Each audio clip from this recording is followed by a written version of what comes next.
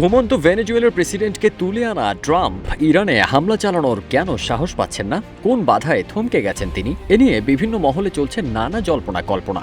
বিশ্লেষকরা মনে করছেন ভেনেজুয়েলা আর ইরানকে এক পাল্লায় মাপলে হবে না, কারণ এর পেছনে যুক্তরাষ্ট্রকে ঠেকিয়ে রেখেছে ইসরায়েল সহ কয়েকটি আরব দেশ। যদি যুক্তরাষ্ট্র ইরানে হামলা করে তবে মধ্যপ্রাচ্যের অর্থনীতির ভিত নড়ে যাবে। মার্কিন প্রভাবশালী সংবাদ মাধ্যম দ্য ওয়াল স্ট্রিট জার্নালের এক প্রতিবেদনে উঠে এসেছে এমনই চাঞ্চল্যকর তথ্য। ইরানে ভয়াবহ মুদ্রাস্ফীতি ও লাগাম ছাড়া জীবনযাত্রার ব্যয়ের প্রতিবাদে গেল ডিসেম্বরে রাস্তায় নামেন দেশটির ব্যবসায়ীরা। অল্প সময়ের মধ্যেই সেই বিক্ষোভ রূপ নেয় সরকার বিরোধী আন্দোলনে। আন্দোলন ছড়িয়ে পড়ে পুরো দেশে। পরিস্থিতি নিয়ন্ত্রণে আনতে কঠোর অবস্থান নেয় ইরানি কর্তৃপক্ষ। বন্ধ করে দেওয়া হয় ইন্টারনেট সংযোগ সহ নানা যোগাযোগ ব্যবস্থা। ইরানের সেই বিক্ষোভের আগুনে ঘি ঢাললেন মার্কিন প্রেসিডেন্ট ট্রাম্প। ইরানি শাসকদের হুঁশিয়ারি দিয়ে বললেন, বিক্ষোভকারীদের উপর গুলি চালানো হলে মার্কিন বাহিনী তেহরানে হামলা চালাতে পারে। ট্রাম্পের এমন হুমকির পর বিক্ষোভ আরও সহিংস রূপ নেয়। তবে কঠোর ভাষায় হুঁশিয়ারি দিলেও এখন পর্যন্ত বাস্তব কোনো সামরিক পদক্ষেপ নেয়নি ওয়াশিংটন। এর পেছনের অন্যতম কারণ হিসেবে ধরা হচ্ছে সৌদি আরবকে। বড় ধরনের ইরান মার্কিন সামরিক সংঘাত সৌদি অর্থনীতিতে মারাত্মক আঘাত হানতে পারে বলে মনে করছে আন্তর্জাতিক বিশ্লেষকরা।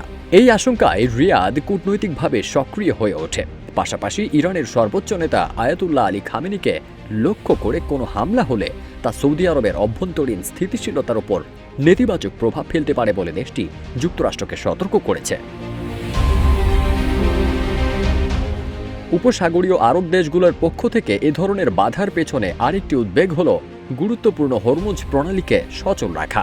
ইরান ও আরব দেশগুলোর মধ্যবর্তী এই সংকীর্ণ জলপথ দিয়ে বিশ্বব্যাপী মোট জ্বালানি তেলের প্রায় 1/5 পরিবাহিত হয়।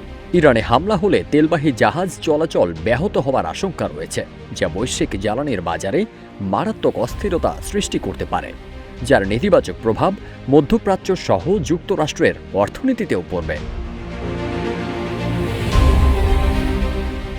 এদিকে ইরানের বিরুদ্ধে সম্ভাব্য মার্কিন সামরিক হামলা পিছিয়ে দিতে প্রেসিডেন্ট ডোনাল্ড ট্রাম্পকে অনুরোধ করেছেন ইসরায়েলের প্রধানমন্ত্রী বেঞ্জামিন নেতানিয়াহু। নিউ ইয়র্ক টাইমসের খবর বলছে, যুক্তরাষ্ট্র ইসরায়েলকে জানায় তারা রাতেই ইরানে হামলা চালাতে পারে, তবে পরে সেই পরিকল্পনা স্থগিত করা হয়েছে।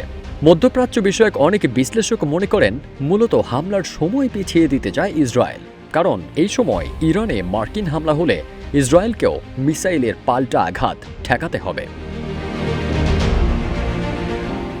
ফারদিন সানি, রূপালী বাংলাদেশ।